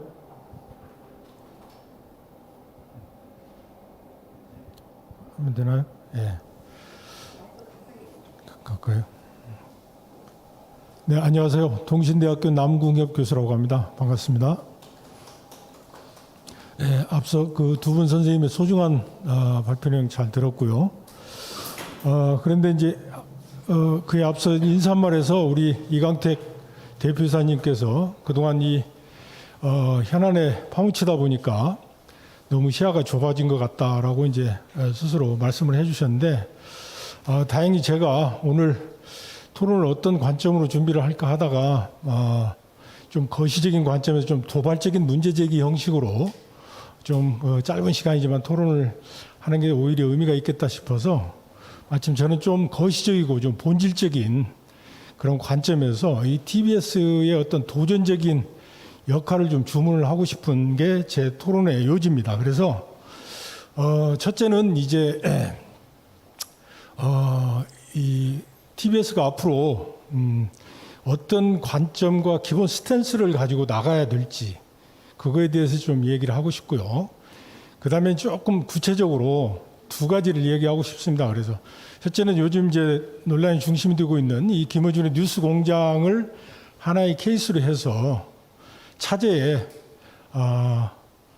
TBS가 어떤 뉴스의 새로운 저널리즘 양식이 세계사적으로 바뀌고 있다는 것을 좀 인지를 하고 이참에 TBS가 그 어떤 선도 역할을 했으면 좋겠다라는 그런 측면에서 한 가지 말씀을 드리고 싶고, 그다음에 두 번째로는 좀 더 근본적으로 어떤 경영 시스템에 대해서 한 가지 좀 파격적이면서 도발적인 문제 제기를 하나 좀 드리는 걸로 제 토론 내용을 좀 할까 합니다. 자, 그러면 이번 이제 논란을 겪으면서 늘 이 진보 진영은 어떤 그 반대쪽의 비난이나 문제 제기를 겪게 되면 대개 이제 어떤 사태의 본질을 좀 차분히 파악하고 그에 맞게 대응을 한다기보다는 대개는 이제 상대편의 프레임에 갇혀서 자기 검열부터 하는 것 같아요. 그래서 그러다 보니까 마치 이제 더 착하게 몸가짐을 이게 추스리면 상대 쪽이 오해를 풀고 이해를 해줄 것 같은 그런 환상에 젖어 있지 않나, 그런 생각을 늘 많이 해보는데 이번 사태를 겪으면서 조금 그런 기시감이 좀 느껴진다. 그래서 이제 그런 측면에서 몇 가지 좀 이번 사태 본질과 관련해서 제 생각을 좀 간단히 얘기하면서 자연스럽게 말씀을 드리고자 합니다. 사태의 본질은 그 표면적으로 나타난 사태의 본질은 너무 심플합니다. 저쪽의 주장은 사실은 뭐 TBS에게 진지하게 어떤 새로운 정체성을 고민해보라고 요구하는 게 전혀 아니에요. 말 그대로 정치적 공세인 거고, 두 번째는 기성 언론의 그런 어떤 카르텔 동맹에서 자기들 밥그릇 때문에 견제하는 것이고요. 그리고 두 세력의 이익이 또 합치되는 거고요. 그게 기본적인 뭐 피상적인 겉으로 드러나고 있는 현실적인 가장 그 사태의 본질입니다. 근데 이제 그 얘기를 제가 하려고 하는 게 아니라 사실은 그렇게 겉으로 드러나는 이 사태의 어떤 피상적인 어떤 겉모습 속에서 놀랍게도 우리 사회의 어떤 시대적인 변화와 함께 미디어의 패러다임이 바뀌고 있다라는 것을 우리가 간과하고 있다. 그래서 저는 TBS가 그 점을 그 표면 밑바닥에서 움직이고 있는 큰 흐름을 좀 이번 기회에 좀 직시를 했으면 좋겠다라는 그런 생각을 하고 싶어서 그런 말씀을 드렸습니다. 그래서 아까 이제 발표에서도 어떤 정체성이라든가 시민의 방송으로 다시 거듭나야 된다라든가 서울을 커버리지로 하는 그런 어떤 지역 방송으로서의 어떤 지역의 어떤 로컬리티를 구현해야 되지 않느냐라고 이제 그런 말씀을 주셨는데 다 좋은 말씀인데 저는 이것이 자칫하면 저도 이제 로컬에 살고 있는 사람으로서 로컬리티에 대해서 누구보다도 관심이 많지만 현실적으로 봐야 된다라는 거죠. 그러니까 이 한국 사회에서 이 로컬이라는 개념은 어떤 고유한 장수성을 구현하는 것으로 그렇게 받아들이는 게 아니라 변방으로 받아들입니다. 그렇기 때문에 그들의 어떤 그들이 사용하고 있는 개념의 내포성에 포획돼서는 저는 안 된다. 그래서 오히려 그러다 보니까 시민의 방송이니 어떤 지역성 구인이 이런 것들이 자꾸 TBS의 어떤 에너지를 위축시키고 자꾸 과거지향적으로 뭐 시시콜콜한 뭐 웃고 떠드는 그런 교통방송으로 전락하기를 요구하는 그런 어떤 그 프레임으로 빠져들 수가 있겠다. 그래서 저는 오히려 좀 도전적이고 좀 과감하게 더 큰 비전과 야망을 저는 가져야 된다. 그런 생각을 좀 하면서요. 시간이 벌써 6분이나 지났네. 그러면 시간이 많이 지났기 때문에 제가 요점적으로만 그 말씀을 드리겠습니다. 그래서 저는 그 지금 뭐 팬데믹을 겪으면서 우리 사회가 새로운 어떤 그 사회 구성체를 어떻게 새롭게 형성해야 될지가 굉장히 큰 시대적 저는 그 과제라고 봅니다. 그래서 미디어의 참다운 어떤 정치적 역할이 저는 굉장히 중요하다. 어떻게 새로운 공동체 사회를 구현할 것인지에 대한 새로운 담론을 만들어내고 그걸 유통시켜야 되는 게 지금 언론의 역할인데 보시다시피 지금 기성 언론에게서는 그걸 기대할 수 없다. 그런데 이번에 그 TBS가 이렇게 상중가를 치고 있는 마당에 그런 참된 정치적 역할, 우리 사회 새로운 공동체를 구현하는 데 있어서 그런 그 정치적 역할을 좀 하는 쪽으로 스탠스를 잡았으면 좋겠다. 오히려 위축되지 말고. 그리고 이제 그 구체적인 방안 중에 첫 번째로 이제 뉴스 저널리즘 양식의 어떤 변화와 관련해서 기본적으로 뉴스 공장 하나의 사례를 간단히 말씀을 드리면, 사람들은 특히 언론계나 언론학자들 사이에서 엘리트주의자들이 김어준에 대해서 그 인물 됨됨이를 가지고 마뜩찮게 이렇게 생각을 하는데, 사실은 달을 가리키는 손가락을 보고 지금 헛짓고 있다, 저는 그런 생각을 하거든요. 다 아시는 것처럼 김어준 씨가 20여 년 동안 이렇게 걸어온 길을 보면, 저는 좀 과하게 얘기를 한다면 이 언론사에서, 현대의 언론사에 있어서 굉장히 그 독보적인, 전 세계 언론 역사에서 최근 20, 30년 동안 저런 인물이 있었나 할 정도로 굉장히 독특한 어떤 그 발자취를 남기고 있다. 그래서 저는 이제 소셜 디자이너이면서 미디어 실천가로 이렇게 보고 있는데, 놀랍게도 그런 어떤 팬심을 갖고 있음에도 불구하고 철저히 이 미디어를 공적 가치로 추구하고 있다는 점을 우리가 간과해서는 안 된다라는 걸 얘기하면서, 흔히 말하는 뭐 음모론자니 관종이니 이런 것들은 좀 헛짓고 하는 이야기다라는 걸 저는 좀 단도직입적으로 말씀을 드리고 싶고요. 그래서 저는 이강택 사장님께서 전에 2019년도에 무슨 정책 설명회에서 그런 킬러 콘텐츠를 얘기하고 그런 인큐베이터 역할을 하시겠다, 그런 얘기를 하시더라고요. 그래서 이 기회에 저는 이런 김어준 씨와 같은 그런 새로운 미디어 혁신가들을 TBS가 일종의 인큐베이터 역할을 해야 된다. 그래서 테스트베드 역할을 해서, 왜냐하면 기성 언론은 KBS나 MBC와 같은 공적 매체의 몸집이나 그들의 수십 년 동안의 어떤 그 관성에 붙은 그 어떤 굳은 살로는 도저히 그런 혁신적인 시도를 할 수가 없다라고 보고, 지금과 같은 사이즈의 TBS와 역사성, 오히려 그런 어떤 그런 것들이 그런 어떤 탄력적으로 이런 새로운 미디어 흐름에 적응하고 선도하는데 굉장히 안성맞춤이지 않겠나, 그런 측면에서 좀 오히려 위축되지 말고 좀 에너지를 좀 확장했으면 좋겠다, 이제 그런 생각을 하고요. 그 다음에 두 번째로는 이제 경영 시스템에 관한 건데, 사실 여러분들 아시는지 모르겠습니다만은 광주가 2016년도에 100만 대 새로운 자동차 공장을 광주에 유치하면서 새로운 광주형 일자리 모델이라는 걸 2016년도에 만들었습니다.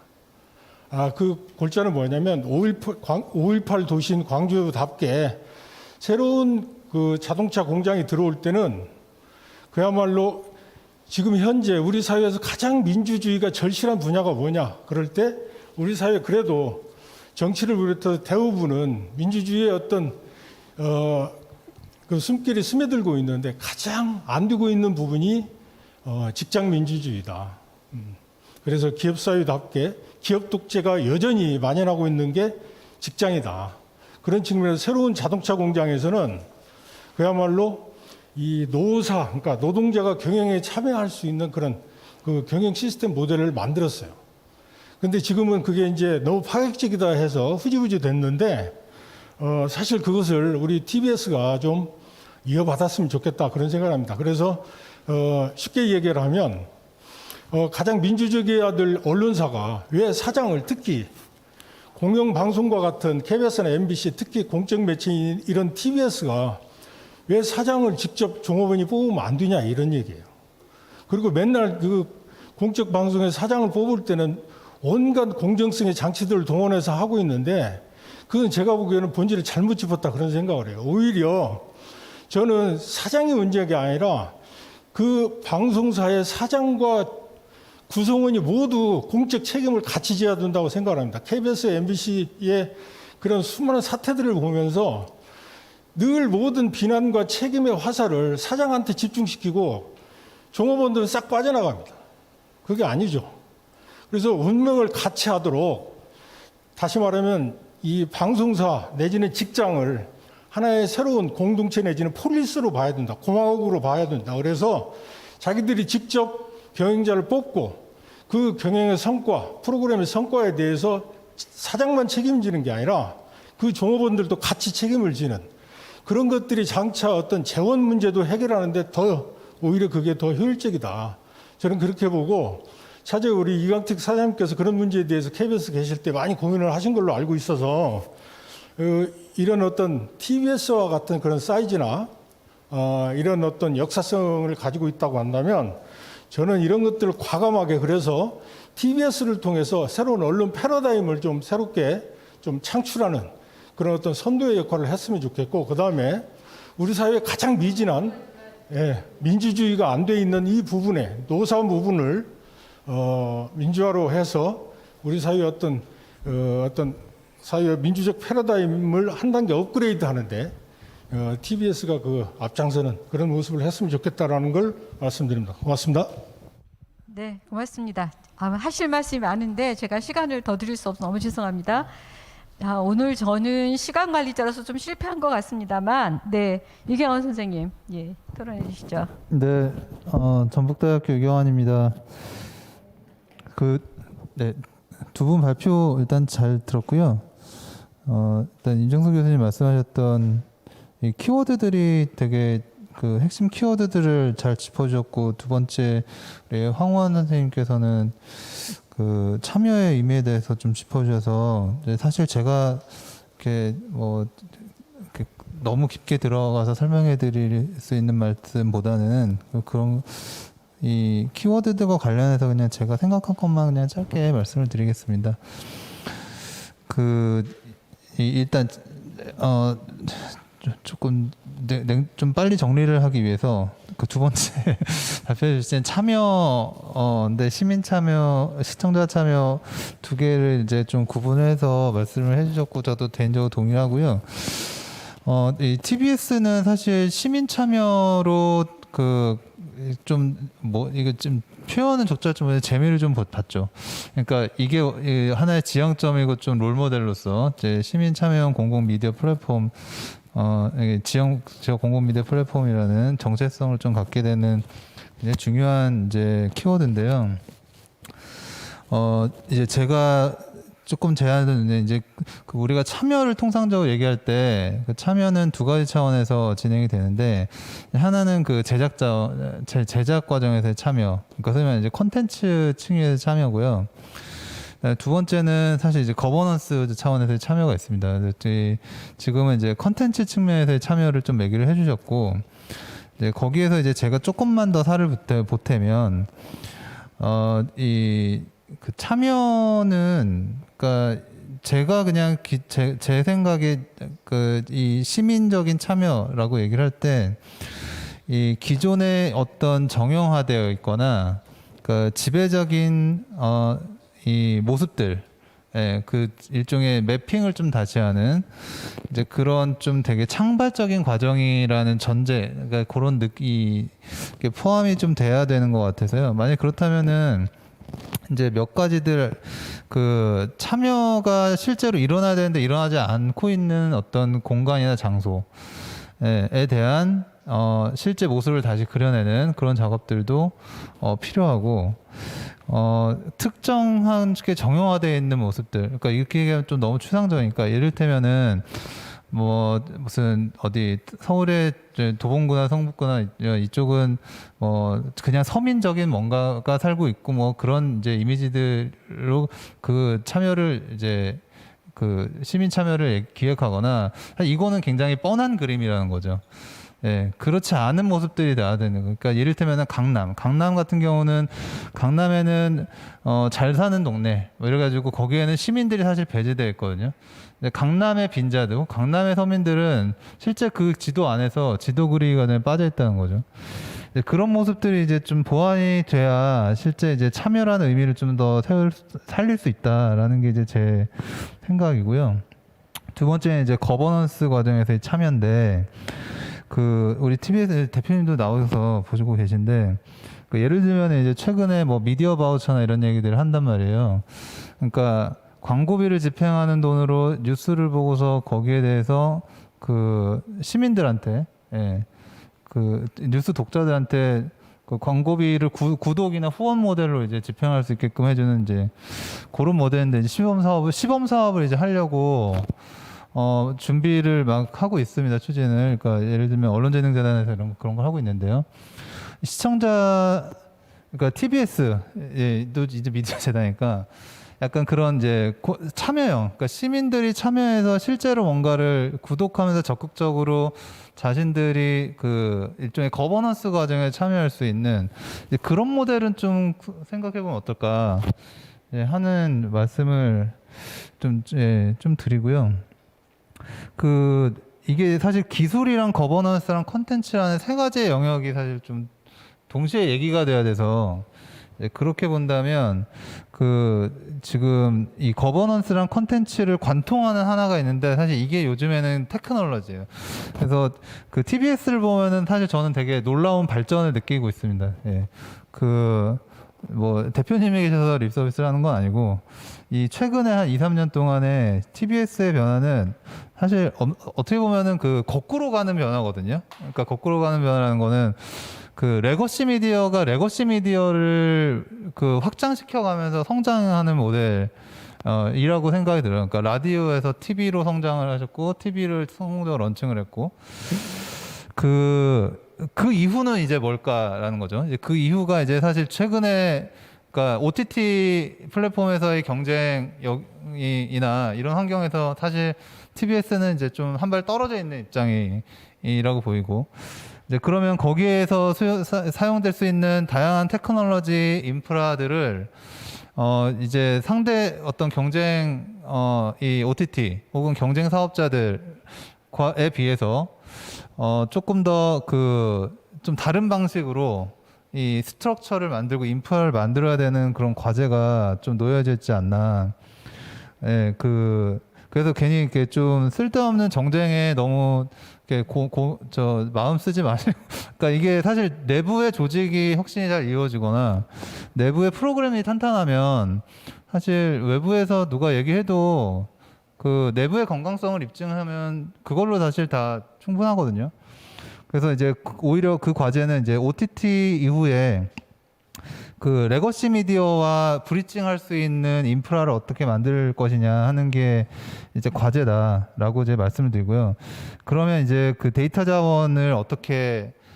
자원을 시민들한테 어떻게 참여해서 할 수 있는지, 예를 들면 이제 최근에 마이데이터라든지 뭐 이런 그 데이터 자원을 새로운 컨텐츠로 기획하는 게 사실 이제 앞으로의 트렌드라고 보이는데, 그러면 사실 데이터를 모아야 되는데, 그러니까 데이터를 자발적으로 참여하게끔 하거나 이래서 모아야 될 텐데 그걸 모을 수 있는 인프라가 없다는 얘기잖아요, 그죠? 예. 그러면은 이걸 좀 어떻게 풀어야 될까? 사실 그게 앞으로는 조금 더 좀 핵심적인 과제가 되지 않을까 하는 말씀을 드리고 제 토론은 마치도록 하겠습니다. 예, 감사합니다, 선생님. 예, 유경환 선생님. 안녕하십니까. 저 한양대 이승현입니다. 저도 뭐 짧게 그 토론을 좀 말씀을 드리고요. 이제 두 분 선생님의 발제는 굉장히 많은 부분을 TBS에 대해서 짚어주신 것 같아가지고 사실은 토론에서 굉장히 많은 얘기를 하고 싶은 그런 생각이 좀 있는데요. 먼저 뭐 제가 좀 개인적인 걸 말씀을 드리면 저는 한 2015년, 16년에 TBS 미디어 정책실에 좀 있었기 때문에 먼저 좀 약간은 내부자적인 그런 어떤 시각에서 먼저 성과를 좀 말씀을 드리고 그다음에 그 이후에 이제 TBS에 나온 이후에 이제 연구자로서 그런 전망, 앞으로의 과제 이런 부분들을 좀 말씀드리고 싶습니다. 우리가 오늘 많은 부분을 말씀해 주셨는데 사실은 저희가 2015년, 16년 뭐 이렇게 이제 아까 인정승 선생님 말씀하신 그런 어떤 역사적인 시기를 짚어주실 때 뭐 암흑기라고 표현을 하셨지만 저는 암흑기라고 생각을 하진 않고요. 그 시기에 사실은 내부적으로 굉장히 많은 노력들을 하셨다고 저는 생각을 합니다. 그리고 그 시기에 이제 오늘 나왔던 그 키워드 이게 뭐 공공성도 이제 공공성과 법인화가 묶여 있는 것이고 시민이라는 키워드 그리고 뭐 장소성, 뭐 공간성 이런 부분들이 그때부터 이제 내부적으로 굉장히 많은 얘기들을 하셨습니다. 그래서 그런 부분들이 갑자기 이루어진 것은 아니고요. 저희가 TBS가 빠르게 다른 뭐 시기적인 문제도 분명히 있었겠지만 그 시기가 굉장히 어떤 미디어 플랫폼들이 이제 변동이 굉장히 심한 시기였기 때문에 그 시기에 뭔가 이렇게 그 내부적으로 자율성이 바탕이 되어서 뭔가 합의되고 뭔가 이런 어떤 방향성들이 빠르게 포지셔닝이 됐다고 생각을 합니다. 그래서 그 과정에서 사실 법인화가 큰 기여를 한 것이고요. 법인화는 어떻게 보면 결과라고 좀 보여지고 저희가 어떻게 보면 그런 어떤 그 TBS의 성과는 분명히 인정해야 된다고 저는 생각을 합니다. 그런 부분들을 평가하고 인정하고 학계에서도 그런 부분들에 대한 얘기가 있어야 된다고 생각을 하고 그리고 저는 이제 김어준 뉴스공장을 계속 얘기가 나오는데 사실은 아까 발전자 선생님이 그 말씀하신 발전자 선생님들이 얘기하신 그 부분들에서 사실은 저는 뭐 당연한 결과라고 생각합니다. 김어준의 영향력이 중요하지만 사실은 TBS였기 때문에 김어준이 성공하는 걸 수도 있다고 저는 생각을 하거든요. 이제 그 시기에 2016년 제 기억에는 그때 이제 편성이 처음 됐는데 이제 그게 자유롭게 편성이 될 수 있었다는 상황. 뭐 지금이나 과거나 상황이 똑같으니까요. 정치적 상황이라는 것은. 근데 그런 것들을 TBS가 이제 어떻게 보면 기반을 마련해주고 그 안에서 성장을 했다고 저는 생각을 합니다. 그래서 그런 부분은 분명히 뭐 인정을 해야 되지 않을까. 그러면 이제 앞으로 과제가 남아 있는데 사실 이제 유 교수님도 그런 부분을 말씀해 주셨는데 저도 비슷한 말씀을 드리고 싶습니다. 그러니까 크게 보면 과제라고 하는 것은 TBS만의 문제는 아닌 것 같고요. 방송사 전반적으로 어떤 큰 틀 안에서 이 흐름들을 짚어가는 부분이 있어야 되고 세부적으로 짚어가야 되는 부분이 있어야 된다고 생각을 합니다. 근데 이제 첫 번째로는 유 교수님이 말씀하신 것처럼 디지털 전략이라는 부분이 있어야 되겠죠. 이렇게 전반적으로 보면 방송사들이 지금 미디어나 방송사들이나 우리 영역에 겪고 있는 공통적인 문제입니다. 그러니까 디지털 트랜스포메이션이라는 것이 빠르게 진행되고 있는데 이걸 어떻게 해야 되는지 모르는 거죠. 근데 다른 분야들은 굉장히 디지털 트랜스포메이션이 자유롭습니다. 굉장히 플렉서블하거든요. 그러니까 예를 들면 뭐 굉장히 자동화라는 것에 대한 거부감이 없어요. 근데 우리는 그런 어떤 방송사는 굉장히 많은 자원과 데이터 자원뿐만 아니라 굉장히 많은 컨텐츠 자원을 가지고 있음에도 그런 어떤 플렉서블한 어떤 이 디지털 전략들을 가지고 있지 않다라고 저는 생각을 합니다. 이렇게 물론 거기 안에서 예를 들면 뭐 데이터를 어떤 식으로 수집을 할 것이냐, 뭐 메타데이터를 어떻게 가져갈 것이냐 이런 디테일이 분명히 있어야 되겠지만 반대로 이 지금 뭐 빅데이터나 뭐 인공지능이나 스마트홈이나 IoT들이 뭐 자율주행차도 마찬가지고요. 이게 굉장히 그런 서비스 위주로 가거든요. 근데 저희도 미디어가 방송 서비스에서 벗어나서 미디어 서비스로 가야 돼서 근데 미디어 서비스가 되려면 데이터가 준비가 되어 있어야 되는데 그런 부분이 안 돼 있죠, 사실은.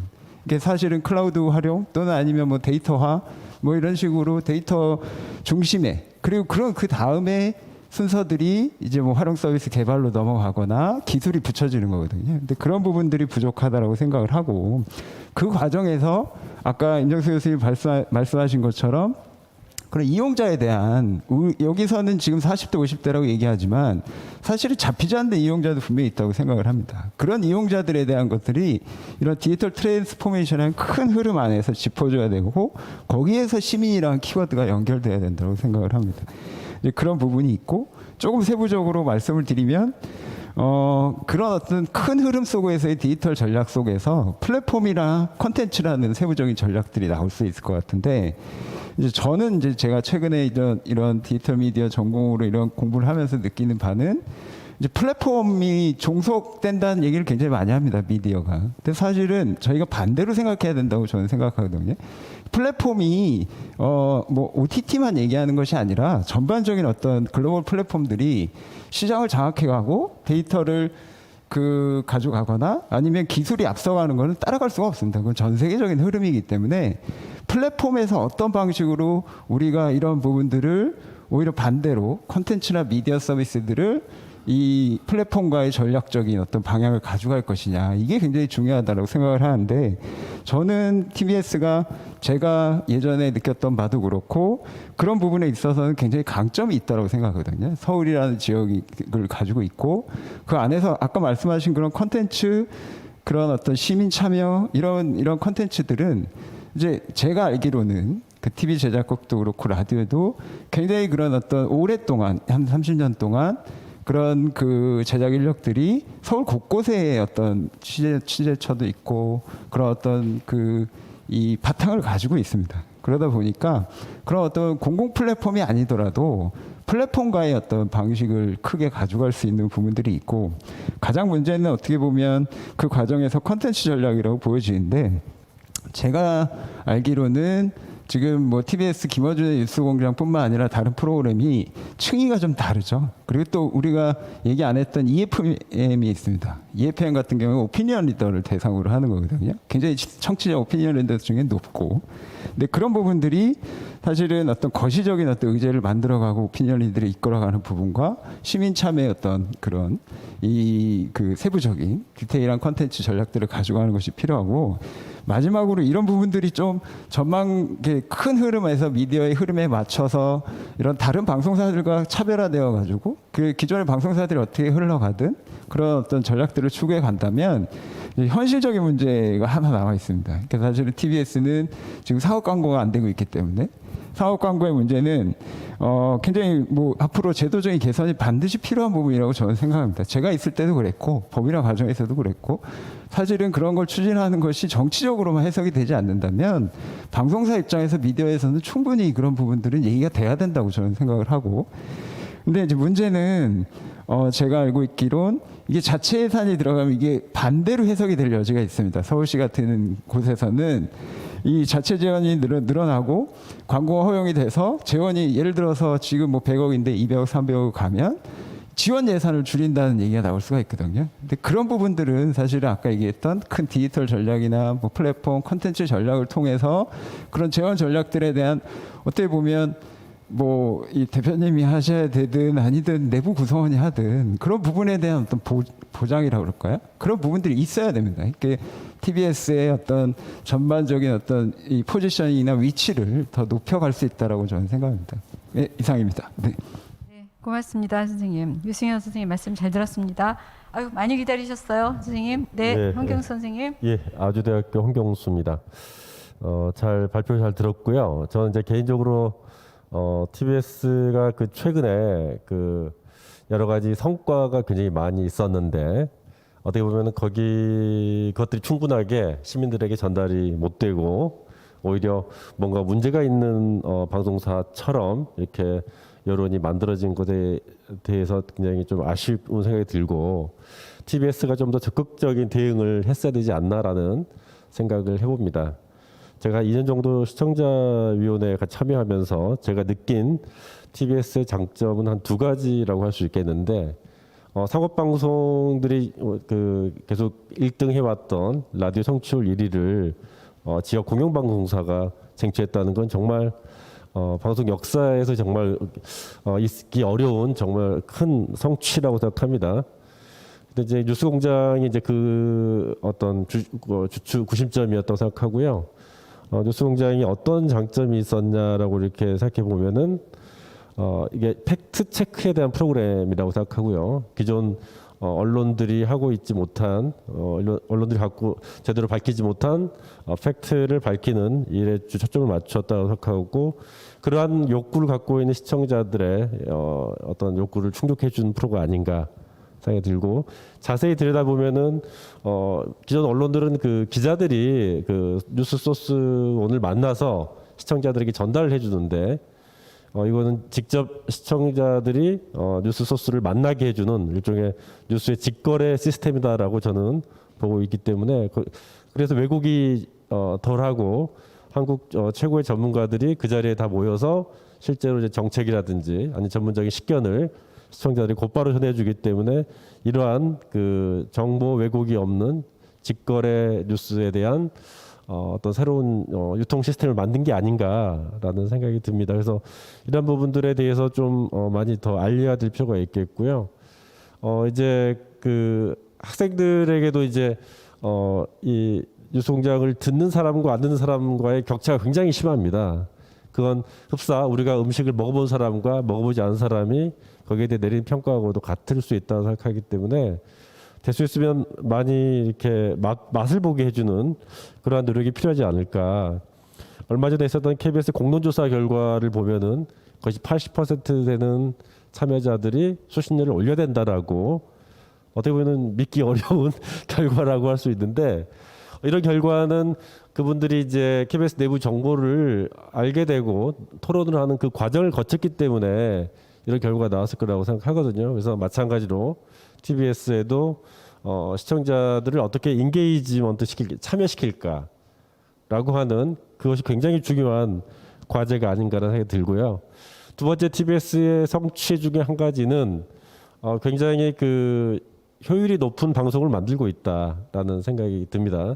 김어준의 출연료가 200만 원이고 300만 원이고 그게 중요한 게 아니고, TBS가 1년에 그죠? 그 달이 뜨는 강이라는 드라마 제작비가 16부작에 200억이 넘는다고 하는데, TBS는 그 미니 시리즈의 3분의 1 가격으로 라디오 전체를 만들고 있다라는, 어떻게 보면 거대 방송사들이 하고 있지 못하는 그 효율적인 방송 제작을 하고 있고, 저는 이것이 오히려 디지털 시대의 제작 경량화라고 하는 새로운 제작의 흐름을 만든다라고 하는 그런 점에서 TBS 자체적으로 이것들의 의미를 평가할 필요가 있고, 그것들을 시민들에게 알릴 필요가 있겠다라는 생각이 듭니다. 그래서 뭐 세금을 많이 썼다 이러고 얘기를 할 때, 우리는 미니 시리즈의 3분의 1 가격, 한 편에 3분의 1 가격으로 라디오 전체를 만들고 있고, 이런 여론의 그 지형에서 이렇게 흐름을 만들고 있다라고 이렇게 평가하는 게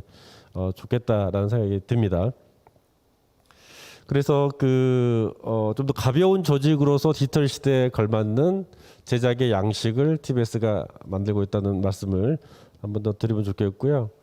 그리고 이제 그 두 번째, 이제 시민의 참여에 대해서는 편집에, 그러니까 시민의 참여를 편집해야 된다라는 생각을 합니다. 편집이라고 하는 걸 정의를 하자면은 커뮤니케이션이 넓어지고 깊어지는 것이라고 이렇게 정의를 할 수 있겠는데, 지상파 방송사들이 하고 있는 이렇게 시민 참여 프로그램은 약간 인디안 보호구역처럼 일정 구역을 이렇게 섹터를 남겨놓고 나머지는 이제 우리가 다 할 테니 이 부분은 인디안들이 살고 있다, 그래서 우리는 할 일 다 했다라고 하는 그런 형식이라고 생각을 합니다. TBS가 조금 더 진보된 방식을 하고 있는데, 이 영역을 단지 프로그램 한 프로그램이 아니라 전체적인 프로그램을 확장하는 것이 필요하다. 그런 점에서 커뮤니케이션을 넓혀야 되고 깊게 해야 된다라고 하는 거는 당신들 만든 거 틀어줄게 이게 아니고요. 왜냐하면 시청자들이 만든 프로그램들이 굉장히 재미가 없거든요. 지금 뭐 우리 동네 라디오나 또 이제 그 아까 말씀했던 이런 시민 참여 특이점이라는 영상, 그 특이점이라는 프로그램도 보면은 썩 재미는 없습니다. 그리고 의미가 그렇게 크지도 않고요. 그래서 그러면 어떻게 이거를 재미있고 또 화제가 되고 또 의미가 더 커지게 할까? 전문가들이 붙어야 됩니다. 그래서 그 TBS의 어떤 제작진이건 아니면 외부 전문가들이건 프로페셔널 분들이 모여서 만나서 큐레이션을 해줄 필요가 있어요. 단지 그분들에게 맡길 게 아니고, 그래서 이런 차원에서 TBS가 그런 커뮤니케이션을 넓히고 깊게 하는 그런 편집의 그 원리를 시민 참여라고 하는 것에도 적용을 시키면 어떨까라는 생각이 듭니다. 그래서 지금 TBS하고 시민과의 그 유대 관계가 굉장히 이렇게 넓진 않습니다. 아주 선이 하나가 있는데 굉장히 굵은 선이 하나 있다고 저는 생각이 들고요. 이 유대 관계가 더 단단해지려면 더 많은 그 실들이 TBS와 시민을 연결하고 있어서 뭐 3겹줄, 4겹줄, 5겹줄이 돼서 TBS에게 어떤 위기가 왔거나 어려움이 닥쳤을 때 이것들이 TBS는 아무것도 하지 않아도 시민들이 이것들을 보호하고 시민들이 지켜나가고 시민들이 우리의 방송이다라고 생각할 수 있게끔, 그런 점에서 그 시민 참여라고 하는 것들이 TBS의 앞으로의 전망과 또 앞으로의 그 미래를 결정하는 중요한 지점이 아닌가 생각이 됩니다. 마지막으로 그 노자가 이렇게 한 말씀 중에 30폭 010 당기무 유고지용이라고 하는 말이 있습니다. 바퀴에 그 30개 되는 바퀴살이 가운데로 이렇게 모여 있는데 가운데 그 축이 비어 있기 때문에 이게 바퀴가 돌아간다라고 하는 뜻입니다. 그래서 TBS도 일종의 그 시민의 플랫폼으로서 본인의 걸 모든 걸 채우려고 하기보다는 비우고 시민들이 와서 그걸 채우게 만들어 놓으면은 자동적으로 돌아가는 그런 시민의 방송이 되지 않을까 생각합니다. 이상입니다. 네, 고맙습니다, 홍경수 선생님. 하실 말씀이 많은데 시간 제약 때문에 다 듣지 못한 아쉬움이 있는데 그건 또 저희가 이제 오프라인에서 만나서 말씀하실 기회가 있을 거라고 생각을 하고요. 아무리 바쁘지만 그래도 오늘 발표자 두 분 선생님께 한 번씩 마이크 드리겠습니다. 선생님. 예, 제가 시간이 너무 많이 쓴 것 같아서 대단히 죄송합니다. 짧게 말씀드리고 끝내겠습니다. 2021년 현재의 방송 편성을 이야기한다는 게 도대체 뭘까? 저도 이 작업을 하면서 대단히 요즘 방송 편성 그렇게 중요할까? 왜냐하면 OTT 시대가 됐고 또 유튜버 시대, 팟캐스트 시대고 콘텐츠가 제각각 쪼개지고 이런 시대에서 그럼에도 불구하고 상당히 여전히 중요한 우리의 미션이다라는 생각이 들었고 그 중에 제가 연표를 만들었는데 연표를 굳이 일부러 그렇게 좀 공을 들여서 좀 만들어 봤습니다. 왜냐하면은 역사적 엄중함을 좀 우리가 알아야 된다. 기록된 역사의 힘이랄까요? 그래서 서울시 또는 시장의 거버넌스가 무엇이라 하더라도 이 TBS가 이렇게 왔다라는, 그리고 시민들이 이것을 또 알아야 되고 거기에 시민 참여의 힘이 또 거기서 나오지 않을까라는 생각에 한번 만들어 봤고요.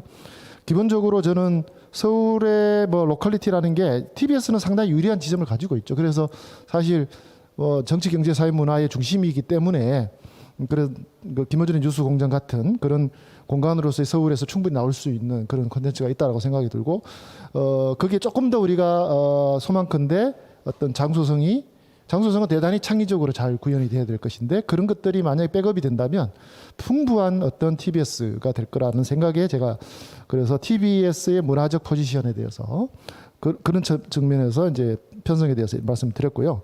제가 이제 토론을 들으면서 든 생각이 김어준이라는 한 시사요정, 시사 쇼러너가 어떤 매체랑 만나면 어떻게 될까 이 생각을 해봤어요. 예를 들어서 종편이나 지상파나 종편과 만나면 예전에 한번 SBS인가요? 한번 있었죠. 근데 어쨌거나 결과적으로 그렇게 오래 가지 못한 그런 사례가 있었고 그러면은 아마도 김어준의 것과 지상파의 것을 했을 때 지상파의 것을 더 이제 요구를 했을 거라는 저는 생각이 들고요. 거기에서 그렇게 궁합이 맞지 않았을까.